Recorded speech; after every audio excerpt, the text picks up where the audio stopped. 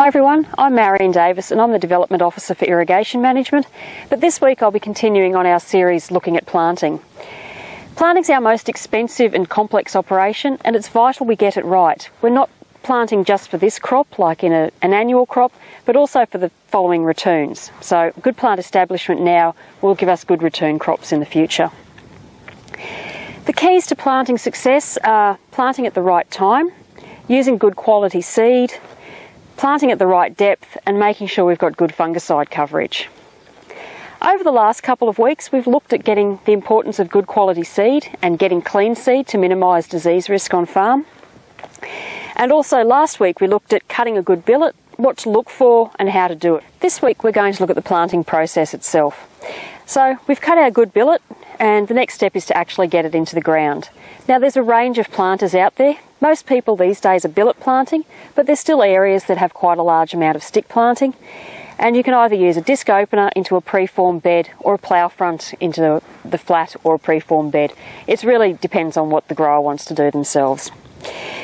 Whatever system's used, we want to have a good quality seed bed we're going into.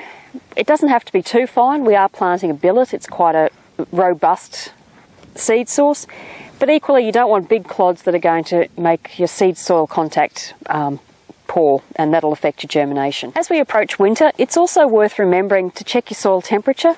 As soil temperatures drop below 17 degrees, germination becomes really slow, and the longer it takes for cane to germinate, the greater the chance there is of disease actually getting into that stick and affecting the germination.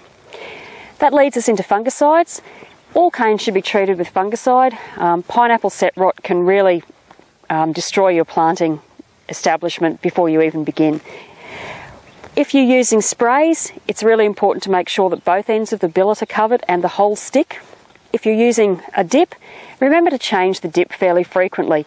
With billet planting, you're putting a lot of trash and dirt into that dip, and that will certainly reduce the effectiveness of the fungicide. As mentioned earlier, we want to plant into a good seed bed and ideally into moist soil. If you're not planting into moist soil, you'll need to water fairly soon after you actually put cane into the ground.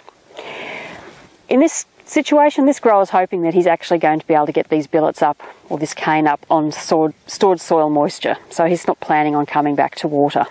The next thing to check is that we've got sufficient soil coverage. Generally we'd say 25 to 50 mils of moist soil over the set is sufficient. Once it starts to cool down, you might want to put a little bit less cover on, especially if cane's going to be watered, because the watering process will cool the soil around the billet down. Also, quite often here in the Burdekin we still plant in a furrow and water over the top, and you certainly put a lot less cover on those billets because the water will pack the soil around the billet quite hard, so you'll get good contact. Where you're going into a preformed bed, you can probably get away with a little bit more cover because you're not going to be coming back to hill up later on, so you need that bit of depth at planting itself. Press wheels can also be used to help improve soil to set contact, but they're not a reason not to have a good seed bed. Putting a press wheel over dry cloddy ground and pushing dry dirt around the stick is still not going to make a good germination. You need to have moist soil around those sticks. So finally, just to sum up, our key points with planting are plant at the right time. It is better to wait rather than to put cane into cold soil and risk germination and disease issues. Ensure you've got good quality planting material. Have it checked by your productivity services before planting to make sure there's no disease issues with it. Ensure you've got good fungicide coverage, especially in this cooler weather. You don't want any disease getting in. And finally, make sure you've got good coverage, but not too much, and that the cane is in moist soil and has soil around the set.